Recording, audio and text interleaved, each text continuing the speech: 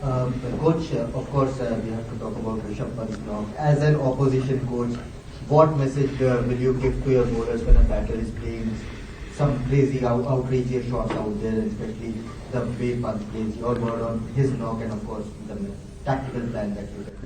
It's not. First of all, it's not surprising the way that he plays. We were a little bit surprised in the first innings the way he went about his work. He's got an incredible ability to put pressure back onto bowlers. We're planning for that, though. We'll plan leading into the summer. We bounced in and out of a few plans there, and clearly kept taking on the boundary riders and was getting away with it. And it was an innings that you would say was right for that time. Scotty on the right.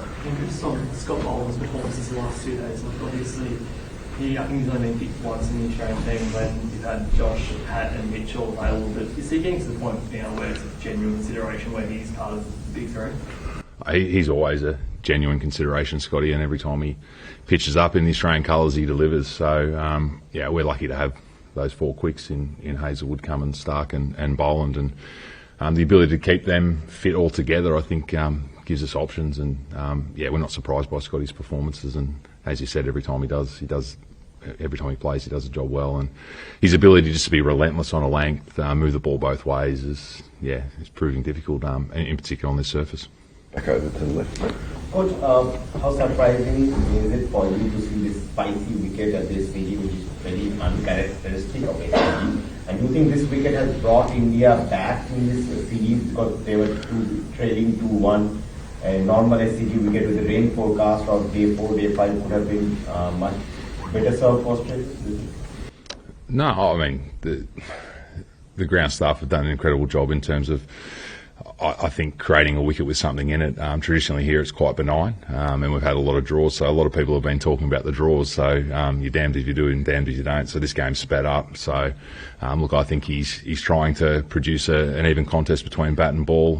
Has it favoured bowlers a little bit more than what we expected and potentially the ground staff expected? There's no doubt about that. It's made for interesting cricket. I don't think it's brought India necessarily back into the series. I think low-scoring games like this, it just heightens the pressure within it. So a long way still to go. There's going to be plenty of cricket, so we'll see what happens. Andrew, did you sort of feel the need to have a chat to Sam Konstas after play on day 1, just with the run-in between him and the performer? My conversation to him was just around whether he's okay. Clearly, the way that India celebrated it was quite intimidating. I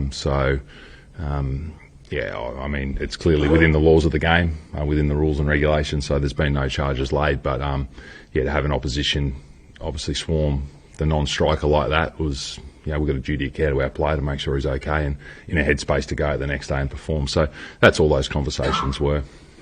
Did you think that went too far? It's clear that it's acceptable because there was no fines or punishment. So I'll leave that up to the ICC and obviously Andy Pycroft being the match referee and the umpires out there. So if they thought that it was satisfactory, then I suppose that's the benchmark we're playing amongst.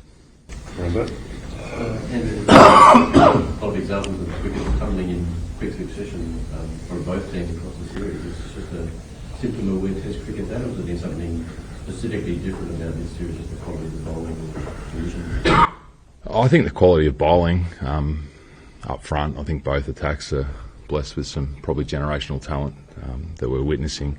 The surfaces in Australia have been like this for a period of time, so they've been difficult to bat on. There's been more seam, the bowling averages have come down, and so have the batting averages. So we're not surprised by the nature of the games where a new batter coming in is always vulnerable, and we've seen that across the journey. But if you can get a partnership going, then you've shown that you can score runs on these surfaces. So am I surprised? No, the bowling attacks have dominated in this game in particular, and even the MCG was offering enough. But if you're able to apply yourself as a batter, you're able to find ways through it. Louis? I'm just interested if some doubt over whether Jasprit Bumrah bowled in how much would the tactics potentially change if he wasn't involved? I think that's more for a conversation with the Indian team. Who they put out there, who they bowl, when they bowl them is up to them, and we'll respond to what they give us.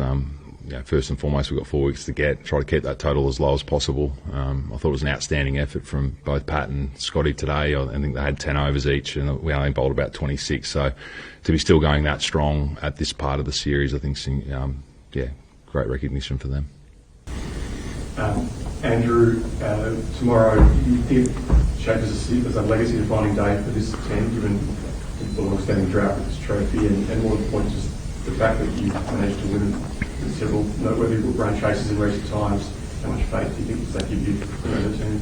I think legacy conversations are for others externally. We're here to win a series. Would we get great satisfaction out of winning a series against India? There's no doubt about that. What was the second part of the question? Just the run chases, say Edgbaston and Christchurch, how much confidence do you think that gives you guys? Yeah, we've won the toss and bowl a little bit of late, so we've put ourselves in those positions more often. So, every situation, every game's different, the scenario, the surfaces, all that type of thing. But I think if you've been there and done it before, then yeah, you take confidence in that to be able to navigate through those scenarios, in particular the lower order, which potentially may be called upon tomorrow. Coach, just want to ask that how satisfied are you, especially your bowlers plan working against all the Indian batters, but specifically against Virat Kohli. You guys knew that, how to take his wicket yesterday. Scott Boland did mention that, we all know how to get him out. How satisfied is for you, and do you think that it's really easy to get him out?